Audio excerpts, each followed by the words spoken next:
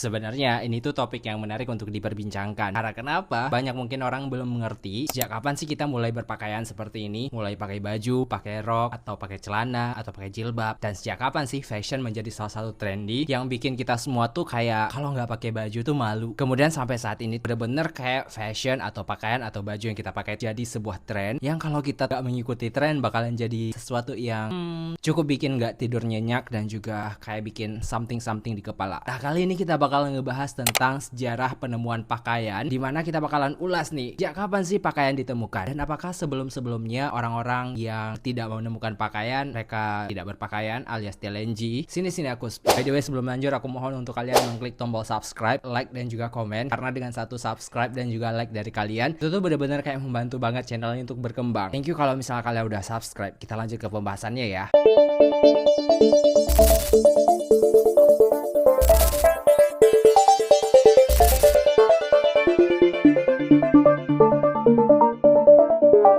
Oke, seperti yang aku sampaikan di awal tadi, sebelum adanya pakaian atau penemuan pakaian, kain, benang, alat penjahit, dan sebagainya, kira-kira gimana keadaan manusia dulu? Nah, berdasarkan literatur yang mengatakan bahwa sebelum pakaian ditemukan, orang-orang lebih dahulu tuh belum mengenal yang namanya rasa malu. Ya mungkin ini disesuaikan dengan peradaban manusia yang semakin hari semakin maju ya kan? Jadi bisa dibilang bahwa zaman dulu, manusia sebelum memiliki pakaian atau belum mengenal baju seperti ini, ya mereka nggak pakai baju. Kayak gitu, kayak biasa. Ya peradaban mengubah mereka sehingga memunculkan adanya pemikiran-pemikiran yang lebih maju sehingga membuat mereka bikin sebuah inovasi yang namanya pakaian.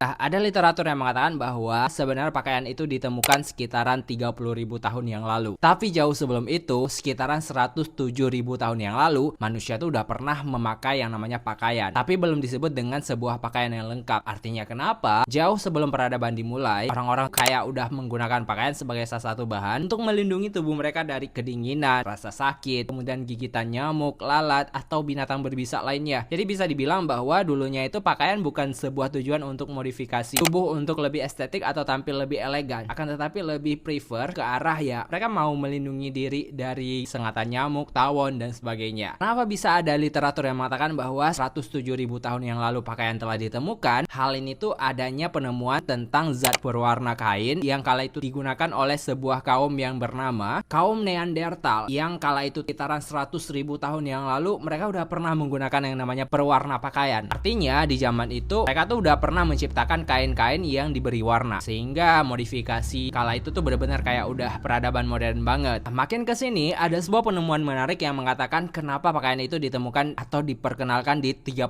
tahun yang lalu. Ada penemuan kain linen. Ini tuh didukung juga dengan sejarah dan fakta yang terjadi di 30.000 tahun yang lalu, di mana ada yang namanya sejarah perdagangan tekstil di dunia. Salah satu jalur yang membawa adanya orang-orang untuk berdagang yang namanya pakaian, rempah, kemudian kain dan berbagai alat yang berhubungan dengan tekstil, itu jarum jahit, kemudian mesin jahit dan sebagainya. Nah, flashback ke belakang, sebenarnya zaman prasejarah itu orang-orang udah pernah mengenal yang namanya pakaian. Seperti yang aku katakan tadi, bahwa sebenarnya mereka belum mengenal yang namanya pakaian itu untuk apa. Mereka tuh cuma menggunakan pakaian biar nggak dingin, karena memang mereka tinggal di gua dengan banyaknya nyamuk dan juga banyaknya binatang-binatang buas yang mungkin kalau mereka nggak menggunakan pakaian itu bakalan terserang dan juga tersengat lebih cepat. Orang-orang nomaden atau orang-orang yang zaman purba dulu menggunakan kulit kayu, kemudian adanya daun-daunan dan juga akar-akaran yang mereka pipih-pipihkan, kemudian mereka satu-satukan sehingga membuat pakaian yang cukup sederhana kala itu. Setelah zaman purba, adanya zaman kuno di mana kita tandai dengan zaman Mesopotamia. Nah, perkembangan pakaian itu udah sedikit modern di zaman ini, di mana mereka masih menggunakan pakaian yang lebih bagus lah daripada yang sebelumnya dipakai oleh manusia-manusia purba zaman dulu. Akan tetapi di sini tuh masih belum bisa membedakan antara pakaian laki-laki dan juga pakaian perempuan. Orang-orang yang ada di Mesopotamia kala itu mereka tuh menggunakan pakaian yang kayak seadanya aja. Laki-laki pakai rok, perempuan pakai rok, kemudian nggak ada pembeda antara laki-laki dan perempuan. Ya bedanya cuma mungkin sama kumis dan jenggotnya aja. Di zaman Mesopotamia ini, pria ditandai dengan penggunaan kaos dan juga rok ke bawah, sedangkan wanita menggunakan pakaian terusan panjang yang sampai ke bawah tuh kayak semi-semi gamis gitu. Sedangkan bahan pakaian yang terdapat di zaman ini tuh bener-bener kayak mewah banget. Mereka tuh menyusun benang wol dan juga linian sebagai bahan pakaian yang ada di zaman Mesopotamia. dunia. Udah kebayangkan gimana bentuknya? Sedangkan di zaman pertengahan, karena zaman ini tuh terus berkembang pakaiannya. Artinya apa? Zaman pertengahan ini orang-orang udah mengenal yang namanya kelas tahta dari tata cara berpakaian. Nah, seiring perkembangan zaman, makin kesini tuh pakaian makin dikembangkan banget. Sampai di 19.000 tahun yang lalu, orang-orang mulai mengembangkan pakaian ini sebagai salah satu kebutuhan fisik dan juga memberikan sebuah kebutuhan khusus begitu bagi tubuh untuk bisa tampil lebih elegan dan juga lebih dipandang klasi sama orang-orang yang ada di kala itu, sehingga membuat perkembangan sosial kala itu tuh bener-bener kayak terasa banget, sehingga perkembangan pakaian itu menjadi sebuah kebutuhan yang bener-bener kayak elitable banget gitu di kalangan manusia sampai detik ini.